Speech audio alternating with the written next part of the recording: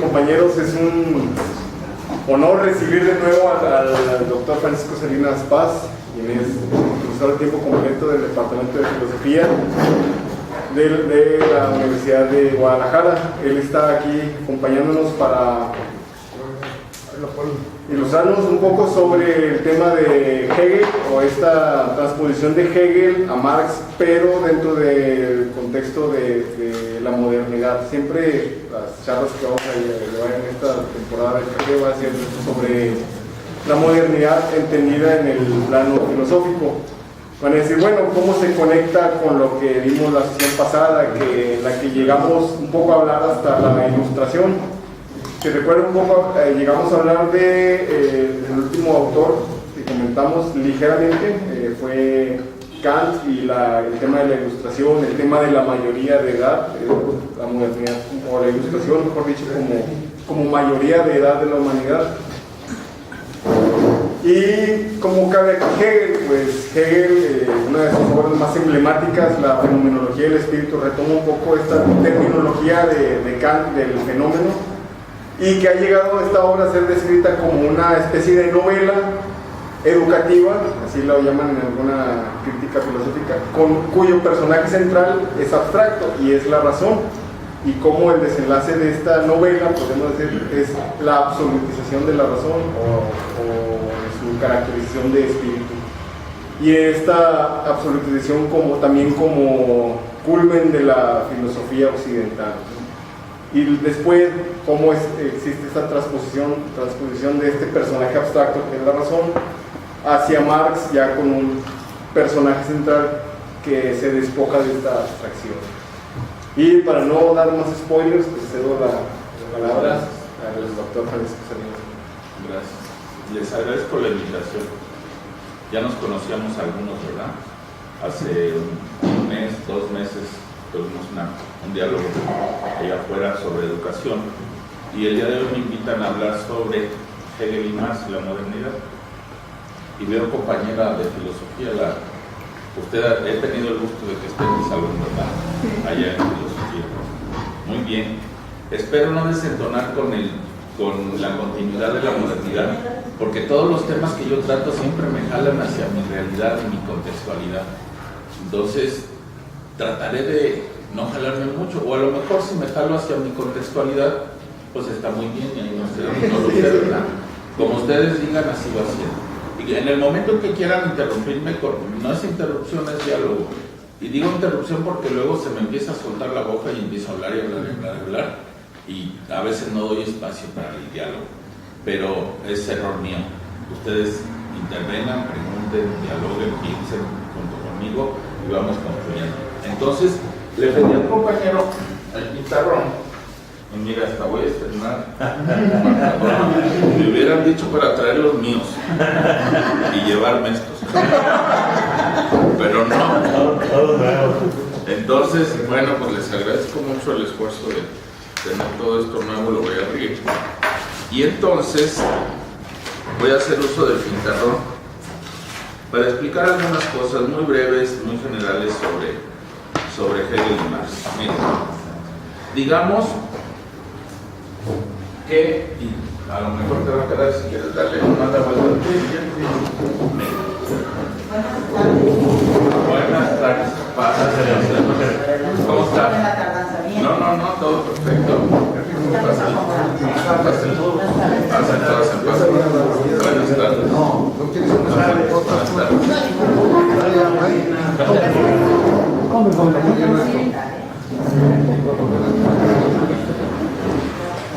Pásale.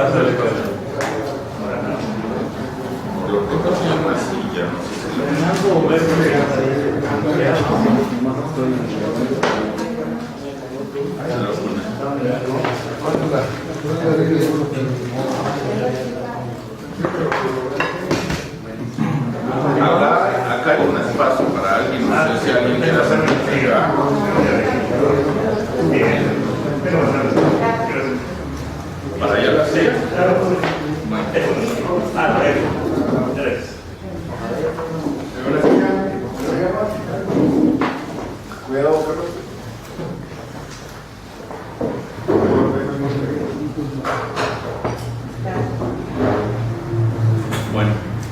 Entonces, el asunto es Hegel y Marx y la modernidad, ¿verdad?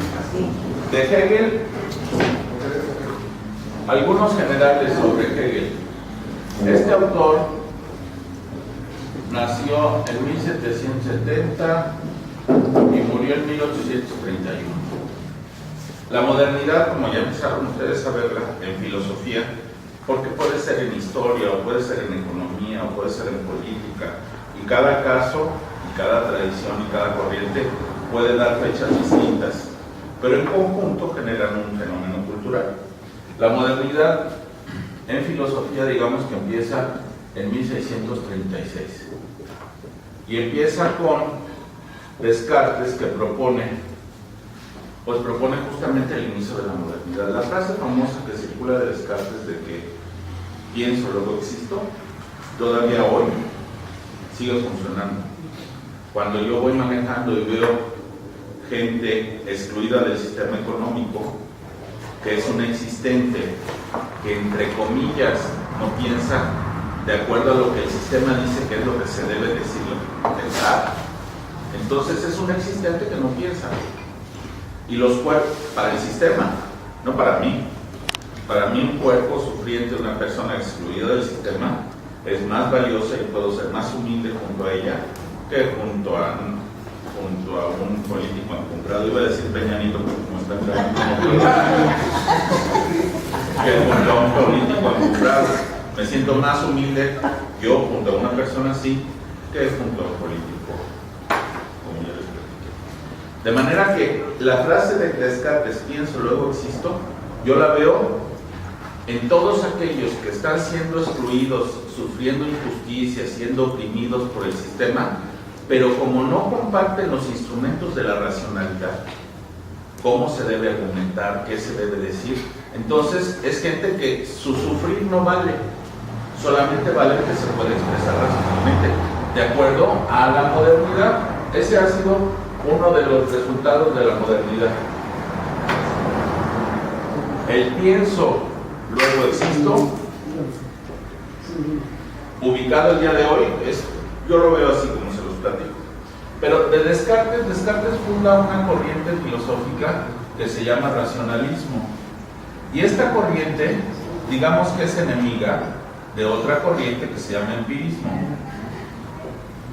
Y de 1636 a 1800, el pleito entre estas dos corrientes es grande, entre el racionalismo y el empirismo. Pero hay un autor que es justamente el que tú mencionabas, Kant, trata de plantear una solución al problema que estos señores desarrollan y con el que se funda en filosofía la modernidad. Y este problema que Kant plantea va a desarrollar toda una corriente cultural que es la filosofía clásica alemana. Y dentro de la filosofía clásica alemana está este señor, Hegel, que es uno de los que da una respuesta similar, bueno, cercana, o parte del caldo de cultivo cultural de Kant, diferente, hace críticas acá, pero digamos que son parte del mismo equipo, de los mismos elementos. Junto a Kant y Hegel está Schelling, Fichte, Jacobi, Schiller y muchos otros autores. Pero nuestro tema es Kant. Uno de los problemas que se generan aquí justamente es el problema de la diferencia. Kant le llama a esto las antinomias. Quien ha estudiado filosofía recordará las antinomias que plantea Kant en la crítica de la razón pura. Por ejemplo, ¿Dios existe o no existe? ¿O el alma es eterna o no es eterna? Esas antinomias que trata de resolver Kant en la crítica de la razón pura tienen un fondo lógico.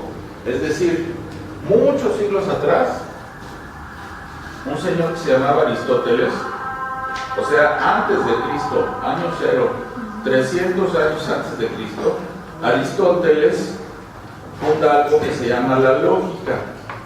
Y funda la lógica bajo tres conceptos fundamentales, que es la ley de la identidad, que en términos lógicos, la ley de la identidad dice que A es igual a A. La ley de la no contradicción dice que A es distinto de B.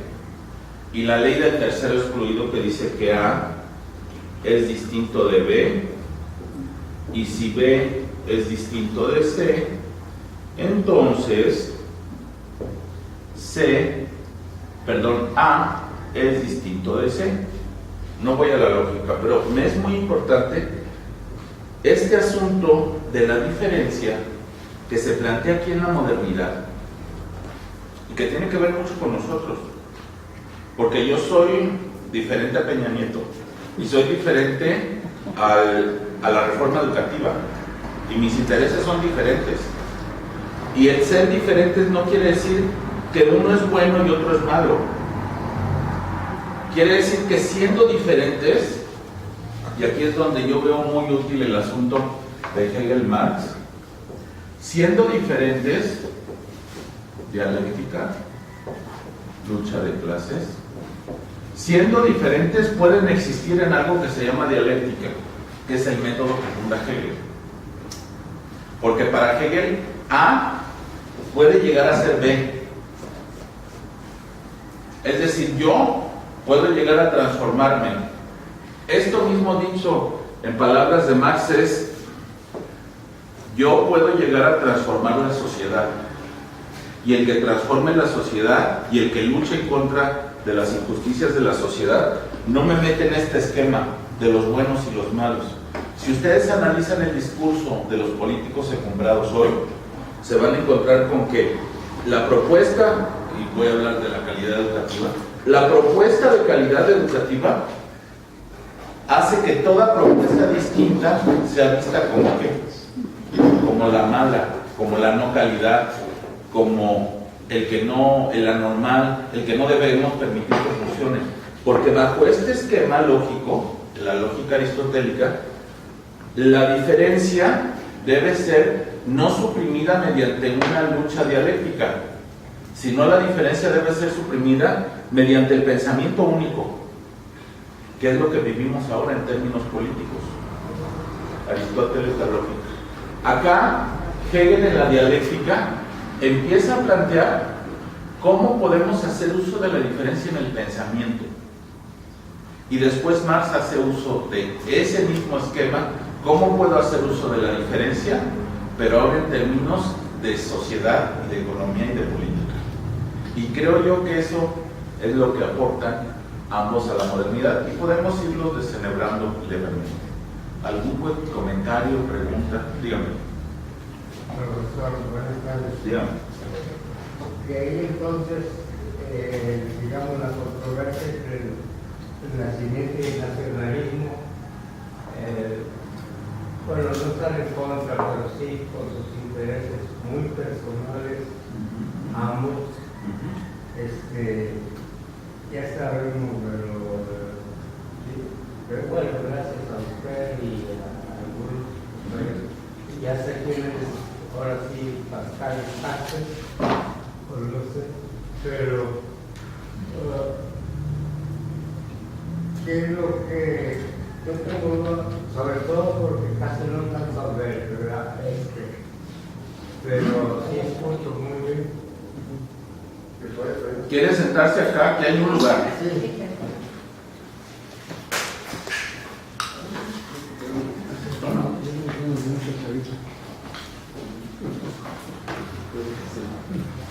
¿De quién será esta mochila? No la mueva, ¿eh? ¿Puedo poner encima la mía? Claro. Sí, ¿qué tal si hay las esferitas de Navidad ahí? A ver. Digo, no crea que está muy bonito mi apunte, más bien apoya mis palabras, pero lo escucho. Pero, o sea, Tu pregunta, chaval. su caligrafía no me interesa. Qué bueno, te lo felicito. Me interesa concederlo. Oiga, y si le dejan abierto para que no sienten que el aire es incluso, Sí, porque empieza a ponerse calientito. Gracias. Gracias. Perdón, lo interrumpí. Nacionalismo, decía. Sí. Carlos Marx es un oportunista o un visionista, o qué ustedes persiguen porque para muchos el padre de lo que algún tiempo fue el bloque socialista, ¿verdad? Federico Engels. ¿Qué es lo que persigue Marx? Mire, como esto es diálogo, y me encanta que sea diálogo, yo ahorita me iba a soltar como hilo a explicar la dialéctica y que la tesis, la antítesis, pero él me está haciendo una pregunta de esto y me parece muy importante. Entonces, pues puedo regresar a esto después. Voy a explicar este asunto de Marx. Miren, Marx, que nace en 1818, o sea, nace cuando Hegel ya había publicado algunas obras. Puedo verlo de dos maneras a Marx, o más. La hermenéutica permite interpretar las cosas de modo distinto. Uno, puedo ver cuál es el contexto en el que Marx hace su obra y la relación que tiene su obra con los fenómenos sociales en los que él vive. O bien, puedo tomar de Marx qué tema me permite a mí, el día de hoy, comprenderme a mí mismo aquí en esta sociedad en Jalisco y a partir de ese tema darme yo explicaciones del mundo. Me parece que es más importante esta segunda perspectiva que esta para nosotros ahorita, porque como no somos estudiantes de filosofía y como nuestro propósito no es hacer una tesis de filosofía, yo creo, sino que nuestro propósito es encontrar elementos que nos permitan entender el mundo en el que estamos. Y creo yo que Marx tiene muchísimos elementos que nos pueden dar cuenta de por qué el mundo está como está. Lo principal que él hace es hacer un análisis de un modo de producción que se llama capitalismo. Y no nada más lo analiza, hace un análisis que significa dividirlo en las partes que se componen y comprenderlo. Y también hace una crítica. Y la crítica del capital que él hace, como modo de producción en general, a mí, después de 20 años de dar el seminario sobre Marx, me parece que sigue sosteniéndose. Su crítica sigue siendo fundamental para ser crítico de la sociedad en la que estamos, sobre todo habiendo neoliberalismo hoy. ¿Qué es lo que él plantea como crítico al modo de producción capitalista? Se los voy a explicar en términos genéricos. De lo demás, a mí me queda pendiente de explicar qué es la dialéctica, pero a lo mejor mi pendiente no es el suyo. Entonces, yo estoy para servirles a ustedes. Borro y explico el asunto de la economía, que tiene que ver con la pregunta que usted me hizo. Algo de lo que está escrito que quieran mencionar antes de borrar, ¿no? Todo bien como aquellos años. A ver. Todo bien como aquellos años. Muy bien. Yo digo que la retórica era una Y hay que preguntar, no, pues. muy cerrada. La verdad, no sé. ¿Usted sabe? Pues creo haberlo leído por otro. Probablemente. Argumentación, retórica, dialéctica, analéctica, hermenéutica, semántica, todas ellas son técnicas filosóficas y hay quien a lo largo de su vida se va especializando en algunas de ellas, las trabaja y hace investigaciones a partir de ellas. Si ustedes me preguntan a mí, ¿y la suya cuál es? Pues la mía es dialéctica, analéctica, hermenéutica, filosofía de la liberación probablemente, y a partir de ahí yo investigo. En la escuela hay otros maestros que se dedican a la argumentación y a la retórica. Yo en las clases les digo argumentólogos, y eso creo que les ha suscitado ciertas susceptibilidades. Porque, bueno, yo lo pienso, no lo hago de manera despreciativa, pero pues así ha sido el efecto. Bueno, regreso al asunto que me preguntó el compañero, miren. Y está en función con la modernidad de esta línea de la historia. Por supuesto que si nosotros, en lugar de vincularla a una referencia filosófica, la vinculamos, había puesto 1636, la vinculamos, vamos a ponerlo acá, a la historia, pues 1492 podría ser el principio histórico de la modernidad. O 1784, Revolución Francesa, a ver si no me equivoco en el año, podría ser el principio político de la modernidad. O aquí, Revolución Industrial, podría ser el principio económico de la modernidad. La Revolución Industrial, pues es uno de los elementos fundamentales que analiza Marx. Vamos a ver primero qué es economía en general. La economía es la ciencia que se dedica a estudiar la producción, distribución, intercambio y consumo de mercancías para satisfacer necesidades humanas. Exactamente así. Muy bien. Necesidades humanas. Leche, leche. A propósito de las necesidades humanas. El modo como la economía debería funcionar es que los procesos de producción, distribución, intercambio y consumo, producción, distribución, intercambio y consumo, interactuaran con el propósito de generar las mercancías necesarias para satisfacer las necesidades de todos nosotros, y no nada más para reproducir nuestra vida. Estoy hablando de Marx, pero ya en palabras mías y aquí. No nada más el asunto es reproducir la vida.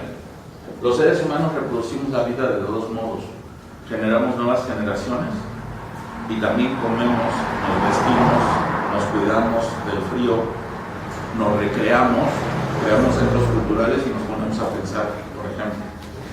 Y eso no es nada más reproducir, sino que eso significa dignificar la vida. Dignificar la vida no nada más es de hoy a mañana me quiero mantener vivo. Eso lo puede hacer cualquier persona, cualquier vagabundo, ¿verdad? De hoy a mañana me mantengo vivo. Pero el asunto no nada más es mantenerte vivo, sino mantenerte vivo y querer ser mejor cada vez. Y para querer ser mejor cada vez, hay tres elementos que generan esta dignificación. Una es satisfacer mi necesidad, hacerlo con gusto, o sea, no nada más vestirme con la ropa más horrible y que todo el mundo diga, mira qué feo te viste ese cuento, o con la ropa de los hippies de Terlenca, que a fuerzas me ponían, y ahí voy con mi ropa de Terlenca, porque entonces estoy satisfaciendo mi necesidad de traer ropa, pero no con el gusto. Voy para su respuesta, pero no puedo hacerlo así directo. Ahora, además de reproducir mi vida y de hacerlo con gusto, que la sociedad acepte lo que estoy haciendo. Si se cumplen estos tres requisitos, entonces estoy en el camino de la dignificación. Por ejemplo, yo quiero satisfacer la necesidad de educación de la sociedad donde estoy, pero no me gusta cómo están otros queriéndolo hacer. Entonces ahí no hay un proceso de dignificación, hay un proceso de enfrentamiento y de lucha, y puede haber represión, puede haber asimilación y un montón de cosas. Esto es lo que la economía en términos generales tendría que hacer. Pero ¿qué dice Marx a propósito de la crítica al capitalismo? Marx dice, les voy a explicar tantito esto de producción, distribución, intercambio y consumo. Todos podríamos identificar cada uno de estos procesos. La producción, en el caso de una familia, pues papá, mamá o hermanos o quien trabaje, va, trabaja y produce algo de dinero para traer a casa. Ese dinero que se trae a casa se distribuye. Esto, todo nos lo vamos a jugar en el casino, no, ¿verdad? Eso no es distribución. Esto todo me lo voy a gastar en libros, tampoco. Esto para pagar la luz, ¿verdad? Esto para pagar el agua, esto para la colegiatura, esto para los zapatos del chavo, etcétera, etcétera. Sobre todo ahora para entrar a la escuela. Y luego se hace el intercambio. Agarro mi dinerito, voy a la Comisión Federal, pago, me dan mi recibo y ya tenemos luz. Y el consumo es justamente ahorita. Aquí está la luz iluminándonos, ¿verdad? Estos cuatro procedimientos los analiza Marx de manera con cierta precisión. Su obra de capital tiene 3 tomos. Pero entre las otras cosas dice, el proceso de intercambio, que es donde sucede, que sucede siempre en el mercado, en el proceso de intercambio se reproduce el valor. Aquí no se reproduce la vida. La vida se reproduce como resultado de todo este proceso. Más diría, aquí en el proceso de intercambio o en el mercado se reproduce el valor. Y el capitalista lo que le interesa no es reproducir la vida, es reproducir el valor. Por lo tanto, en un modelo capitalista se privilegia el intercambio y alrededor del intercambio se establece la producción, alrededor del intercambio se establece el consumo y alrededor del intercambio se establece la distribución. Porque para el capitalista lo importante es generar ganancia. Sin embargo, en el lugar donde se reproduce la vida es en el consumo, que es ahorita, consumiendo, tomando agua. Y si el capitalismo no privilegia el consumo, si no privilegia la ganancia, entonces vivimos un sistema económico que está diseñado para generar ganancias y que se reproduzca la vida de manera aleatoria. O sea, reproducimos la vida como resultado aleatorio del sistema, no porque el sistema quiera reproducir la vida. Tan es así que estamos presenciando nosotros la aniquilación de la vida en el planeta Tierra, el desastre ecológico en el que estamos metidos. Han muerto por hambre, de 1.700 al día de hoy, 700 millones de personas, y por guerras nada más 100. 700 millones de personas muertos de hambre. Eso significa que tenemos un sistema que lo que menos le interesa es reproducir la vida. Lo que le interesa al sistema es reproducir el valor, entiéndase ganancias, entiéndase inversiones. Yo cuando abro el periódico, todo este es mi marco conceptual para entender el periódico.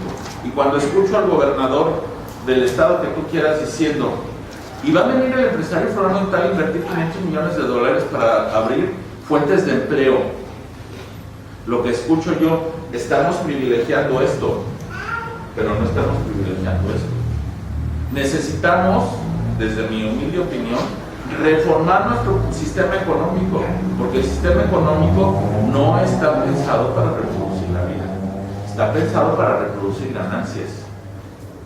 Y en ese contexto tenemos que la gente, todos, yo, ustedes, en la precariedad laboral que vivimos, porque ninguno de nosotros ni somos hijos de Slim, ni de Ricardo Salinas Pliego, ni nada de eso, ¿verdad? Yo formo parte de una clase social a la que este sistema, el sistema capitalista, no me beneficia. Y todas las políticas públicas que se desprenden de este sistema forman parte de la clase social a la que yo no pertenezco y no me beneficia. Ahora, si Marx y la Unión Soviética, si Marx y su pleito con el anarquista que quieran, sí, son temas interesantes, académicos y que pueden llevar toda una vida. Pero en mi particular, poder comprender el mundo en el que estoy, que la polémica académica que ellos tenían, y sobre todo aquí en el Centro Cultural donde estoy parado, ¿verdad? Podríamos abordar el tema, pero me parece más extraño. De lo que estoy diciendo, algo que me quieran preguntar, comentar, dialogar. ¿Alguien iba por la misma dirección que Marx? ¿Engels? Sí. Federico Engels y Carlos Marx se conocieron en un café en París en 1944 y luego se pusieron a escribir juntos. En el 45 dictaron la ideología alemana, y en la ideología alemana, en el capítulo de la historia, viene algo de esto, algo de la necesidad que los seres humanos tenemos de reproducir nuestra vida de manera digna, y sobre todo en términos históricos. Lo escucho. Sí, oye, maestro, esto que estás aquí hablando, ¿lo dices en tus clases? ¿Sí? Más duro. ¿Se acuerdan de algo? Invítame de oyente, maestro. Me conviene ir ahí. ¿Usted recordará algo que haya dicho relativo a esto? Estuvo en el seminario sobre Marx. No, estuve en febrero. Bueno, Como 3 semanas más. esto digo. Sí, es igual. Y peores cosas. Porque ahí no me graban. Ah, no te grabo. Se olvida que no hay. Qué bueno. Esto lo pienso en función. Hablabas de la fenomenología del espíritu. Hegel divide la fenomenología del espíritu en 3 partes. Y ya esto ya es dialéctica, pero no específicamente dialéctica.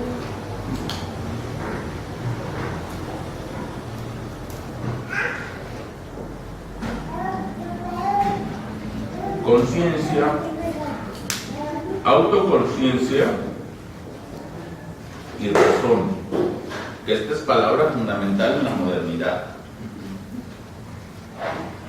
Para Hegel, conciencia es saber el mundo.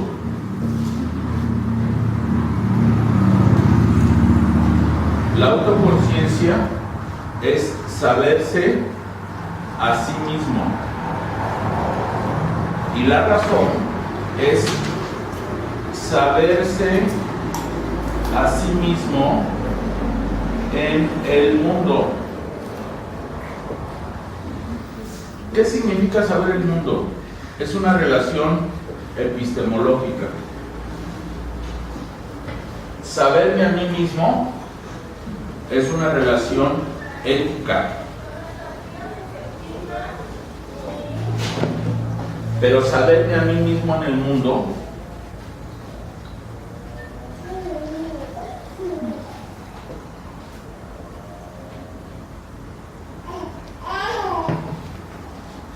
es una relación total. Saber el mundo es conocer lo que están los objetos. Y entre los objetos están los sujetos. Y eso es políticamente peligroso. Porque cuando a un sujeto lo hago objeto del conocimiento, mis conocimientos serán aplicados a él como conejillo de India. Y entonces, al hacer objeto de mis conocimientos a los demás, los estoy sujetando a ciertos principios, pero me estoy metiendo en problemas muy complicados. Saber el mundo y saberme a mí mismo se combinan con la idea de razón de Hegel, que es saberme a mí mismo en el mundo, estando en el mundo. Esto tiene que ver con este asunto. ¿Cómo voy a satisfacer mis necesidades humanas? Si para mí satisfacer mis necesidades humanas es, ahorita gano 1,000 pesos, pero si me paso a aquel trabajo voy a ganar 2,000, entonces me voy a aquel trabajo y no me quedo en esto. Esa lógica, esa argumentación, esa racionalidad no llega hasta aquí. Llega nomás aquí. Como si yo estuviera aislado del mundo. Como si mis acciones no tuvieran consecuencias sociales. Como si no hubiera una historia del mundo. Que al tomar yo mis decisiones, no tomo en consideración esta situación histórica y social. Desde una perspectiva hegeliana, llegaría yo hasta la autoconciencia. Marx conoció muy bien a Hegel, seguramente leyó la fenomenología. Sobre todo tiene apuntes sobre la filosofía del derecho, que es el tema más cercano. Pero saberme a mí mismo en el mundo, estando en el mundo, es buscar armonía y congruencia con el mundo. Esta idea de razón que Hegel plantea en su fenomenología del espíritu se encuentra presente en todo el proceso de modernidad y todavía hasta hoy entre nosotros. Y muchos de los procesos políticos que vivimos tienen este fundamento y esa idea de historia. Siento como que me estoy saliendo de los temas, pero díganme, platícanme. Díganme. Dice que Marx se fusiló a Hegel. Mira, vamos a ponerlo así y casi, yo hice mi tesis de maestría, la categoría de realidad de Hegel y Marx, dirigida por Enrique Dussel. Y voy a poner las cosas de manera metafórica. hacer análisis muy precisos con el poco tiempo que tenemos a lo mejor no está fácil. Pero hola, ¿cómo están? Alumnos de la Escuela de Filosofía. ¿Quieren pasar? Miren, allá hay un lugar. Ahí hay otra silla. Ahí, y hasta allá veo otra silla.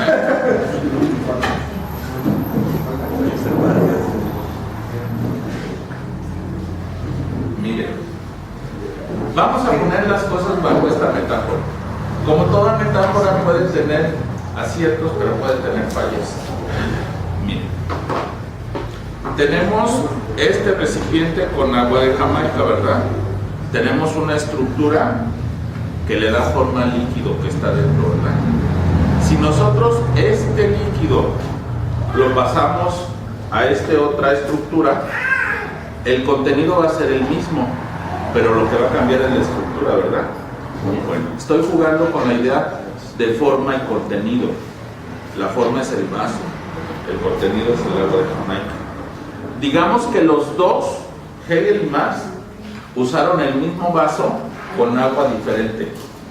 Es decir, la dialéctica como método sería el vaso, sería la estructura que organiza los pensamientos de Hegel a propósito del espíritu, de la autoconciencia, de la ética, del derecho en Hegel, la dialéctica.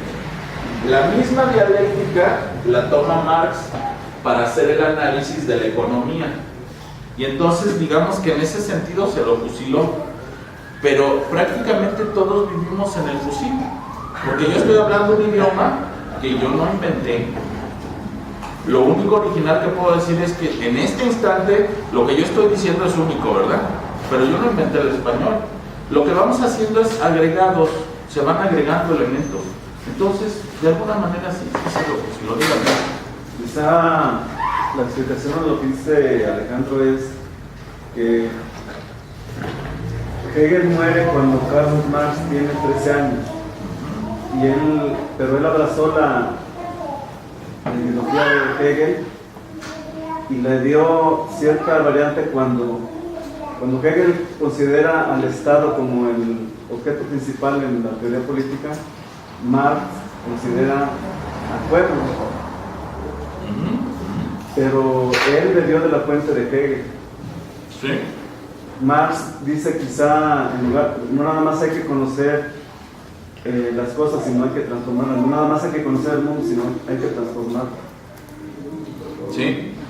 Les voy a poner un ejemplo un poquito académico de ese asunto que nos está planteando y que usted nos pregunta. Miren. Voy a borrar esto. ¿Ya lo copiaron? Ya. No lo voy a borrar. No todo. Miren. La dialéctica hegeliana. Les voy a explicar la dialéctica hegeliana con este ejemplo. Imaginen ustedes dos elementos, A y B. ¿Se acuerdan de lo que dije de la lógica de Aristóteles hace rato? Para Hegel, A puede estar en B y B puede estar en A. Esto en términos filosóficos Hegel le llama ser en sí. Esto se llama ser para otro. Les voy a poner un ejemplo. Yo, Francisco Salinas, llego al centro cultural y me introduzco al centro cultural y me pongo a platicar con ustedes. De esta plática no sabemos qué vaya a resultar. En términos dialécticos, de esta relación de A y B surge C, en donde A y B tienen una relación dialéctica de recíproca interdependencia. Explicarles esto, un elemento más, perdón. Hegel crea un concepto en alemán que se llama superación. La superación suprime, pero conserva. Por ejemplo, aquí A y B están suprimidos como dos elementos diferentes, pero están conservados, integrados en C. Esto que les estoy explicando de la dialéctica hegeliana, Marx lo utiliza para analizar esto, la economía. Es decir, si nosotros sacamos P de aquí, que sería producción, se dan cuenta que P tiene distribución aquí. Aquí estoy haciendo un análisis. Análisis significa dividir una totalidad de las partes que se componen. Y verán ustedes que aquí hay una intersección que es I, intercambio. Marx hace un análisis de todo el proceso económico desde una visión dialéctica. Pero su método que él usa, igual que el de Hegel, Hegel dice, voy a analizar la dialéctica, pero debo de encontrar un elemento que atraviese todo el proceso dialéctico y que vaya cambiando de forma. Ese elemento para Hegel es el ser. El ser va cambiando de formas. Por ejemplo, aquí, saber el mundo y saberme a mí mismo en el mundo es una expresión similar a aquella que les estoy platicando. Porque yo les voy a poner un ejemplo muy cotidiano. Todos han tenido en alguna ocasión alguna experiencia con la naturaleza en que se depositan en la naturaleza y se sienten extensión de la naturaleza. En algún risco, en el mar, en algún bosque, de repente se olvidan de sí mismos y entonces se sienten parte de A en B. Pero ¿cómo me recupero a mí mismo? Hegel dice en la autoconciencia que el deseo es el elemento que me hace recuperarme a mí mismo. Porque yo estoy así frente a la naturaleza, en el mar, viendo las olas, viendo la inmensidad y sintiéndome parte, pero a la vez sintiéndome pequeño. Y de repente me da comezón en la oreja y me acuerdo de mí mismo. O sea, el deseo hace que me salga de esa abstracción de mí para recuperarme en mí mismo. Y entonces de repente me da sed. Y el deseo, que es la presencia de la ausencia, es decir, tengo presente en mi mente el agua ausente de mi cuerpo, me hace que me olvide de todo y diga, con permiso.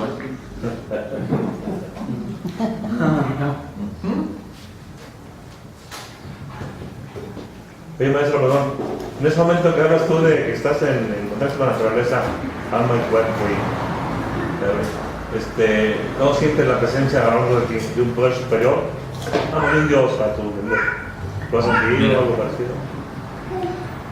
Déjame decirte, sí, estamos entrando en terrenos muy polémicos, ¿no? Lo que está proponiendo el compañero. Entro ahí, pero antes de entrar a esa pregunta, quiero reafirmar este asunto.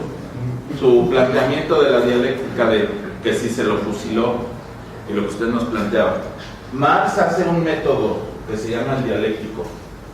Usa ese método en su fenomenología, en la enciclopedia de las ciencias, en la estética, en la política, en todas sus obras, él usa el mismo método. Marx toma el método, pero en lugar de analizar la razón, el espíritu y la conciencia, analiza la economía. Y así como Hegel toma el ser, Marx toma en la economía un factor que atraviesa todos los procesos económicos, que es la mercancía. El primer capítulo de Capital es la mercancía. Y la mercancía atraviesa todo este elemento. Y lo peor del caso es que en el modo de producción capitalista, el ser humano se convierte en mercancía. Es rebajado a nivel de objeto. Y ahí ya tenemos un problema ético, político y de justicia gravísimo, que es en el que estamos todos metidos a sacar. Todo el neoliberalismo. Ahora, regreso a lo que usted me plantea. Sí se siente esa relación. Ahora, ¿cómo interpreto yo esa relación? Es diferente a cómo la puede interpretar otro. ¿Qué le puedo decir? Los seres humanos aprendemos a sentir en un contexto humano. De manera que yo he sido, se lo voy a poner muy con palabras, no quiero hablar más de la religión.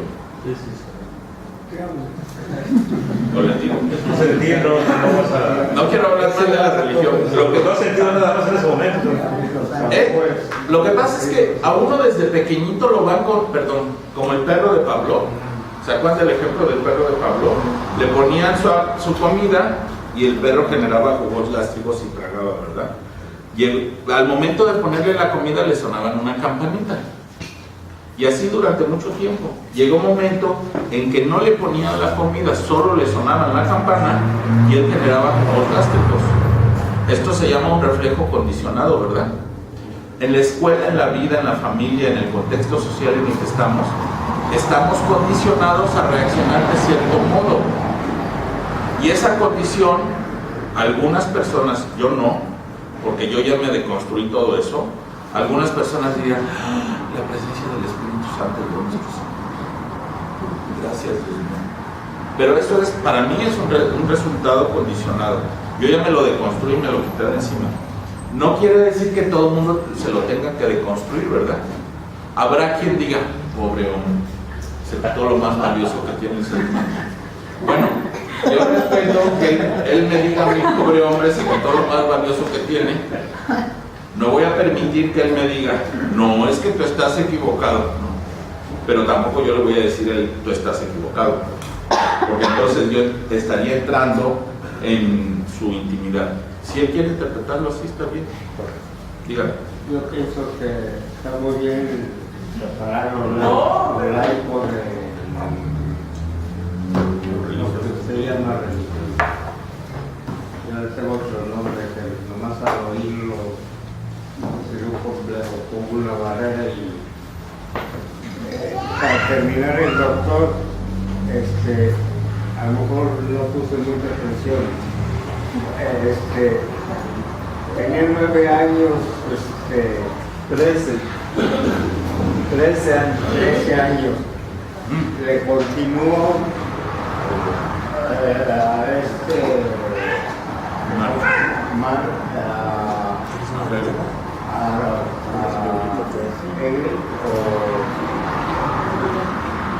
o ahí no tomó nada de...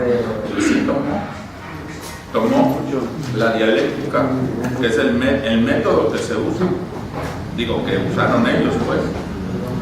Dígame. Maestro, el concepto de dialéctica ya se manejaba en ese antiguo, ¿sí? Sí. El diálogo. Sí, la dialéctica, déjame planteárselo, ya lo dijo él. Déjame planteárselo de este modo. El diálogo es la relación cara a cara, la relación que 2 o 3 o 4 personas pueden establecer. Cuando ese diálogo se convierte en un modo o en un método, se convierte en dialéctica o mayéutica. Sócrates, por ejemplo, le llamaban mayéutica. Y digamos que el padre de la filosofía occidental, Platón, utiliza el diálogo para exponer su teoría. Y todos hemos visto el libro de los diálogos de Platón, ¿verdad? Ahora, ese diálogo convertido en un método se le puede llamar dialéctica. ¿Quiere decir algo? Sí, en lo que se refería a Pepe Navarro acerca de la religión, cuando Marx, bueno, en ese tiempo se abordó el problema de la religión, en realidad se trataba de hablar de la libertad del hombre, liberarlo tanto en el trabajo que ya no fuera esclavo, y más bien de que no fuera alienado originalmente no se veía tanto problema en que el hombre tuviera religión o fuera religioso. El problema se veía en la gran alienación que tenía el hombre, cómo era sojuzgado por los hombres de la religión. Después, dada la importancia de los religiosos entre las clases que detentaban el poder, se tomó una actitud más seria en contra de ellos, pero originalmente era liberar al hombre de ser esclavo, de tomar en el organigrama de trabajo, productividad y distribución y todo eso, que no estuviera en la escala más baja, liberarlo en todos esos aspectos y liberarlo de la alienación religiosa. Vamos, podría tener cada quien su religión, pero no tenía por qué estar esclavizado de los hombres de la religión. Hay una diferencia entre religión e institución religiosa, ¿verdad? Institución religiosa.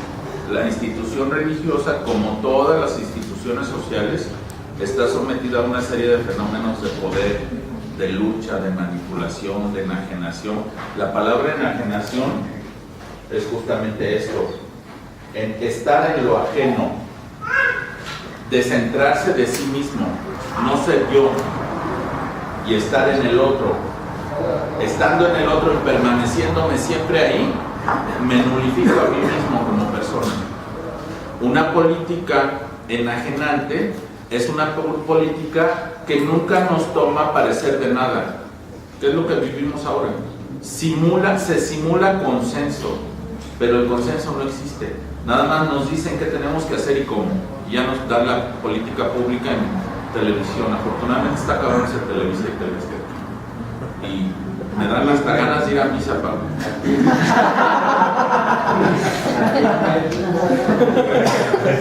¿Qué? No, aquí en México la enajenación es imposible. Sí, estoy hablando de Bratislavia. La enajenación es parte del proceso dialéctico, depositarse en un otro, pero nunca recuperarse a sí mismo enriquecido. Si tú entras a una relación matrimonial y te entregas a la otra persona, es más, un ejemplo de Hegel mismo, te entregas a la otra persona renunciando a ti mismo, pues estás enajenado. Les voy a poner este ejemplo a propósito del deseo y de la enajenación. Les pongo ejemplo de relación interpersonal, pero se puede aplicar a instituciones y se puede aplicar a... Bien, vamos a borrar esto.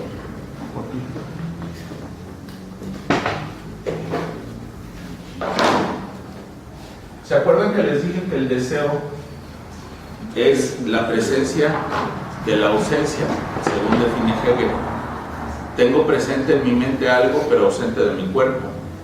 Deseo comer porque sé que existe comida y me duele la panza y quiero. Deseo un abrazo porque sé que existe la solidaridad, el amor, como le quieran llamar, pero lo tengo ausente de mi cuerpo y entonces por eso deseo abrazar.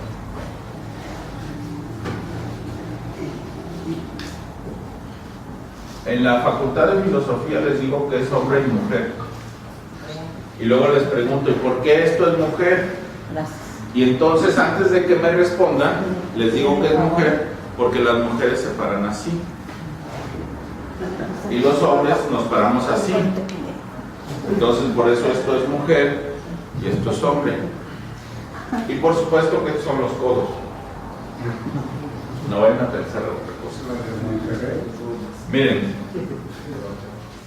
cuando él la piensa a ella y ella lo piensa a él y él le dice, amor mío, ¿cuál es tu deseo? Y descubre que el deseo de ella es él mismo, entonces se descubre a sí mismo en ella, pero enriquecido desde una perspectiva distinta. Y la recíproca es cierta. Cuando ella le pregunta a él, amor mío, ¿qué es lo que deseas? Y amor mío desea a ella, amor mío, ¿qué deseas? Te deseo a ti. Entonces, ella se descubre a sí misma de un modo distinto. Y aquí tenemos otra vez la misma dialéctica hegeliana. Este sería un ser en sí, este sería un ser en otro, y este sería la superación del ser en otro.